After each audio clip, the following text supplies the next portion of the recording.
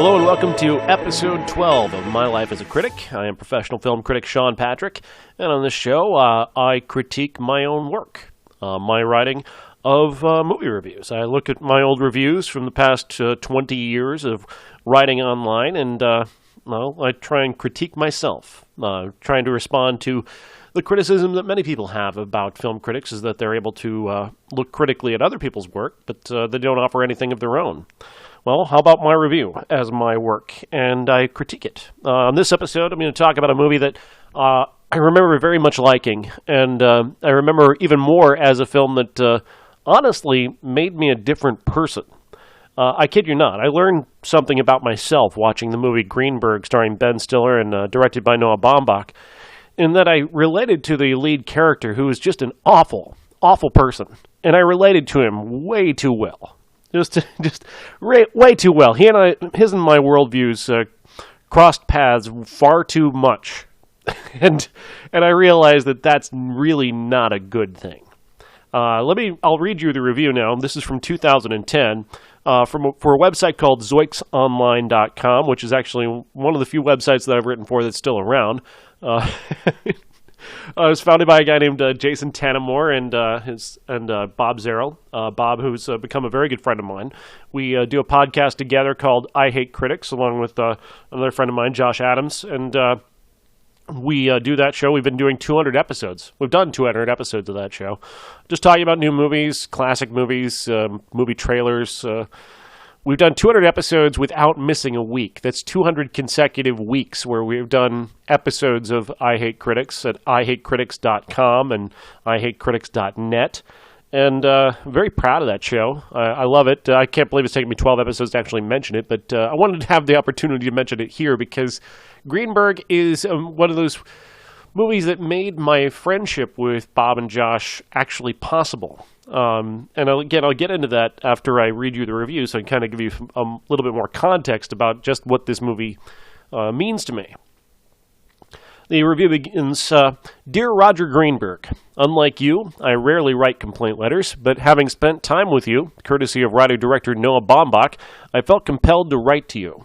My complaint is that I feel I am far too like you, and I aim to change that. I guess this isn't so much a complaint, maybe even more of a thank you. Wanting to not become like you may change the very course of my life. Sincerely, Sean Patrick. The movie Greenberg may have honestly changed my life. Heretofore a misanthrope with an honest distaste for most other people, I am compelled by the example of Ben Stiller's performance in Greenberg that this is the path of a lonely, pathetic, and desperate existence where even those you do connect with will be dealt the blow of your worldview eventually. Roger Greenberg is 41 years old and staying at the millionaire. Roger Greenberg is 41 years old and staying at his millionaire brother's mansion for several weeks while his brother's on a family vacation. His aim is to actively do nothing. What nothing entails is unclear, as Roger seems to hate everyone and everything, but desperately calls old friends and acquaintances begging for some company.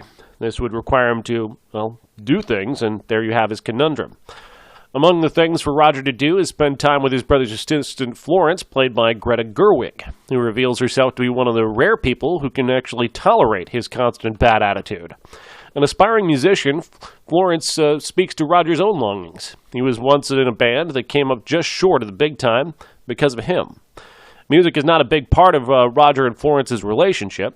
The dominant theme is Roger pushing and pulling, and Florence finding his anger and mood swings to be a mask for his vulnerability that she finds irresistible. These two people would be meant for each other in any other movie, but in the complex web of character conflict woven by director Noah Baumbach, their personalities provide realistic roadblocks to happiness. This is the finest work in Noah Baumbach's previously overrated career. Greenberg irons out the issues with his other films, such as Margot at the Wedding, in which all of the characters were mini Greenbergs and thus intolerable. With no one to point out what jerks they all were, the characters sprayed venom in all directions until the movie could not sustain the momentum of their own irksomeness. That's quite a sentence. I like the word irksomeness, though. Is that I don't know if I made that one up. It sounds realistic enough. But I do like the sprayed venom in all directions. That is definitely what I remember of Margot at the wedding. Is that just all the characters were just hateful and just ugly, and you didn't want to. I really wanted to walk out of that film really, really bad, but I actually stuck with it because my professionalism and the fact that I was on a date. she didn't hate it as much as I did, which is probably why we stopped seeing each other. Returning to the review. In Greenberg, only Roger is bitter, sad, and hateful, and desperate, and it's easier to tolerate. Everyone else in the movie reveals Roger's character and forces him to confront himself. This allows the characters to evolve, and if not change, at least check the attitude to a point where other people can tolerate him. Ben Stiller's performance in Greenberg is a stunner, especially considering his remarkably awful turns in not one, but two, capital two, Night at the Museum movies. One could fairly wonder if he could ever be taken seriously after repeated slap fights with a monkey, but Greenberg shows there's still talent there. Greta Gerwig is wonderful as the often wilting but wily Florence, and just as good as Rhys Ifans, who plays Roger's best friend Ivan. Years ago, Roger and Ivan were in a band together, and naturally Roger blew the whole thing with his bad vibes. To his astonishing credit, Ivan, especially for a Baumbach character, Ivan doesn't hold it against him, and what Ifans plays so well is the unspoken reasons why he doesn't hold it against Roger. Greenberg is filled with all the subtlety and wit that Noah Baumbach always thought he had, but has never really demonstrated. The characters are flawed, intelligent, and achingly normal creatures that are not defined by their wounded psyches, aside from Greenberg, that is. It's almost anti-Baumbach in that way. Most important for me is the performance of Ben Stiller, who reveals portions of Roger that I'm sure many people like me recognized far too well in their own lives. Like him, I am an angry, self-sabotaging misanthrope who mistakes edgy self-involvement for wit and loathing of humanity as insight. Yes, I do those things, and after seeing the result in Greenberg, I aim to be different. What more can you ask of a great work of art but to have it reveal something of yourself? For me, Greenberg is a revelation. I do like that last paragraph there, because that encompasses an honest feeling I had while watching Greenberg for the first time back in 2010. But it's very, very true. I mean, I did do that. That was me. I was angry and self-sabotaging and misanthropic, and I did mistake edgy self-involvement for wit and loathing of humanity as insight. I did that for a very long time. Just hating everybody is not insightful. It's it's not edgy. It's not cool. It's not. It's silly. And it's hurtful. It just hurts you. And I hurt myself for a number of years because of that. I was 34 when I wrote this review, and I'd spent most of that time being very angry. And I kind of wrote from an angry place, and I kind of existed in a sort of angry place to the point where at 34 I figured I'd pretty much made all of the friends I was going to make, and that was it. I was just done. I didn't want to put in the effort to meet or be around people that I didn't already know. And see this movie, I kind of saw the result of that kind of attitude, because Greenberg is this angry, misanthropic guy who people really don't want to be around. Even the people who, kind of seem to like him come to eventually see who he is and not want to be around him. And I thought, man, if I keep doing that, I'm going to hit 41 eventually, and I'm going to be just like him. And maybe there'll be a couple of people still left around, maybe family members who will still tolerate me, but I'm going to be alone because I'm just going to be so angry all the time. And after that, I did begin to let go of that anger, and that's kind of what led to, ironically enough, I Hate Critics, which is, again, it's an ironic title. I Hate Critics for the podcast that I do with Bob and Josh, but it allowed me, the revelation about opening up to people and to stop hating everyone and suspecting that I should hate everybody before I met them, opened me up to meeting Bob and meeting Josh and actually making two of the best friends that I have in my life. We genuinely like each other. We genuinely like being around each other.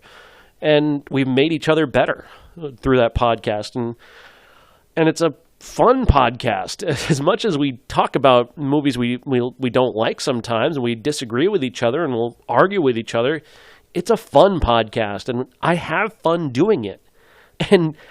And I always had fun writing, but a lot of times, I mean, I came from a place of being bitter, and it came from a place of being angry, which is kind of something that people say about critics all the time, is that we're always angry and bitter. People always accuse me of hating everything.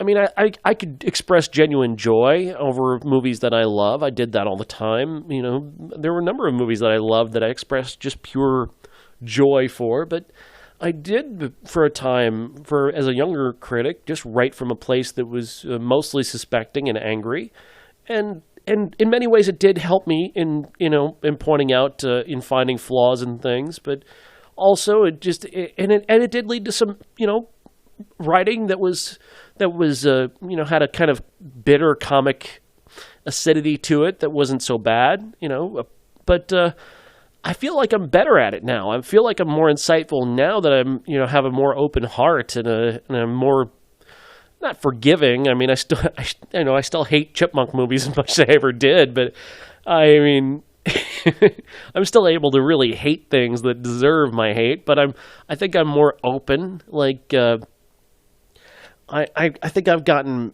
better and more insightful just by having a more open heart. Like a movie like Les Mis, which I probably would have hated as a much younger critic, I now look at it with this kind of I get very emotional talking about that movie. I really do, and I don't think a younger self might have gone for something like that, but I did as an older critic who, again, has softened a little bit.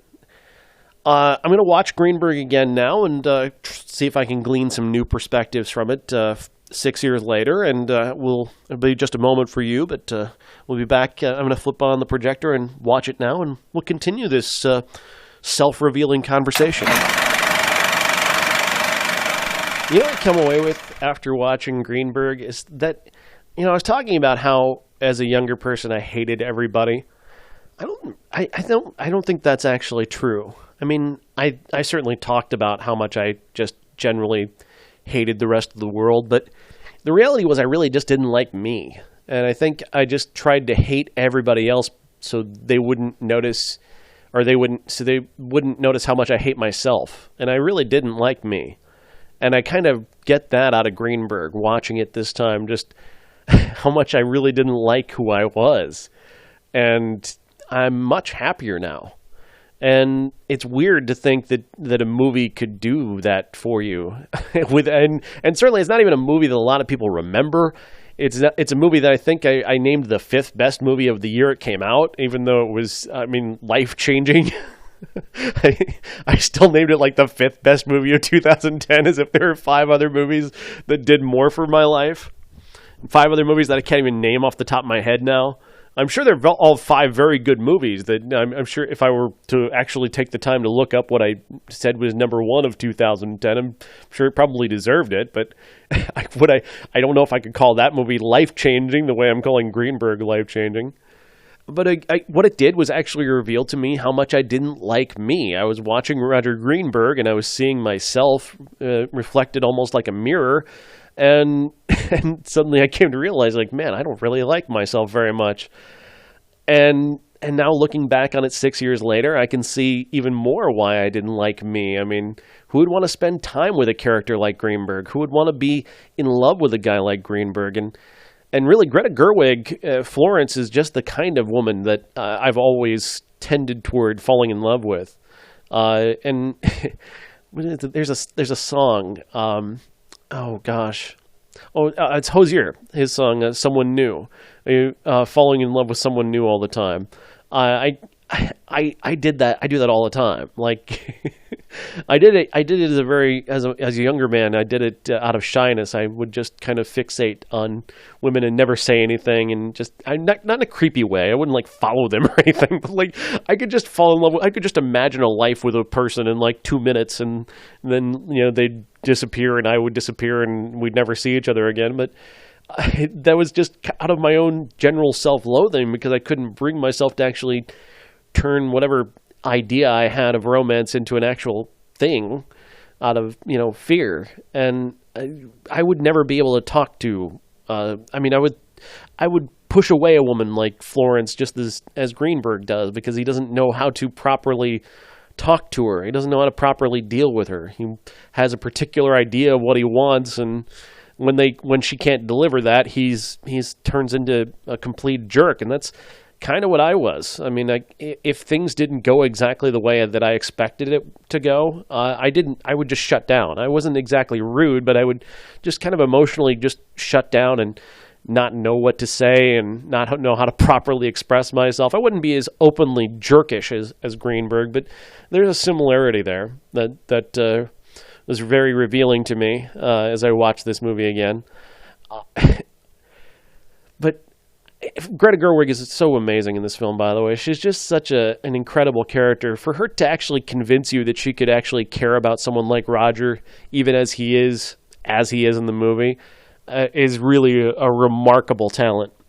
And going back to my review, also just other things. As I'm kind of randomly putting this together while we're talking, I talked about Noah Baumbach in the review, and you can kind of hear that angry young man that I was talking about my insights into Noah Baumbach. And here I was calling him overrated and whatnot, and this is the best of his career, and kind of dismissing the rest of his work. I'm not a big fan of the Squid and the Whale. I did think it was kind of overrated. I still think, even having seen it relatively recently, that Jesse Eisenberg is the best thing about it, and mostly that the writing is kind of filled with kind of bitterness and faux insight. And I really hated Margot at the Wedding. I haven't watched it since it came out, but I really did not enjoy any one of those characters and anything about that film. It was just spewing venom in a lot of different directions, if my memory serves, and I just didn't care for it. I couldn't really even bring myself to watch that again. But Greenberg is a movie that's filled with a lot of insight and a lot of strong character work, a lot of great, insightful writing on the part of Baumbach. These characters aren't all Greenbergs, like in Margot and the Wedding. They were all just angry, bitter people. Here it's only Greenberg who's angry and bitter, and everybody else is just kind of looking at him and going, "Why are you so angry and bitter all the time?" And that's kind of the revelation that I needed. It was like somebody to look at me and go, "Why are you so angry and bitter all the time?" Well, it's a defense mechanism against actually having to like people and risk them not liking me. And when you look into that mirror of a movie like this, it does change you, and that's kind of what happened to me when I watched this movie. And now, 6 years later, I still feel that. I can go back in time to being that guy who was so angry and so bitter all the time and so filled with self-loathing that expressed itself in just shutting down and keeping away from people and pretending like I just didn't like people as a defense mechanism. I can see that reflected in this film still, and I owe Noah Baumbach a debt for putting this out into the world and me getting to see it and see myself in it. That's obviously his intent wasn't that, but I'm sure that's got to be a nice response for people to have to something that you've done. That, hey man, what you did changed my life. It did. It really honestly did. And I really should rate this movie higher in my mind just because it did that to me. But even still, even take my own personal revelation out of it, it's still a wonderful performance by Ben Stiller, who his character doesn't necessarily change, but he does learn a few things, and maybe he too by the end will kind of start becoming a better person. Rhys Ifans is freaking incredible in this movie. So smart, and just the character, he's so patient, and he's got so many interesting things to reveal about his backstory with Roger that I loved every second he was on screen. Greta Gerwig, I have this huge crush on her. She's just adorable in this movie. Pretty much everything that she does, and oh man, she just blows me away. And then Noah Baumbach's direction is fantastic, and you know what? He's gotten better. Just pretty much every time out. He's gotten better. Like I said, I didn't hate Squid and the Whale. I didn't like it very much. Margot at the Wedding I thought was his nadir, but from there on, things have really gotten better for him in terms of the way I see it anyway. I think Greenberg is an example of him becoming a really great director. And While We're Young is another example of him getting. It's not as good as Greenberg, but it has similar smarts and better character insights than the films he's done before. So I think my perspective on him is so much more. I'm so much more impressed by him as he gets older and kind of becomes a more mature writer. Maybe too. He kind of started from an angry and bitter place, kind of like I did, and has come to a more of a comfortable place, and you can see that throughout his career. So that's my look back at Greenberg. I love this movie even more than I thought I did, and I'd almost forgotten what it had done for me as a person. Almost. I mean, it was always there, but I mean, this is the first time I've ever acknowledged it out loud, what this movie meant to me and what it still means to me. So that's out there. Thank you for listening. I hope you found this as insightful as I did. And Greenberg's available on Netflix. And if you're an angry, bitter young person in need of some self-reflection, watch Greenberg. I'm Sean Patrick, and thank you for listening to this episode of My Life as a Critic.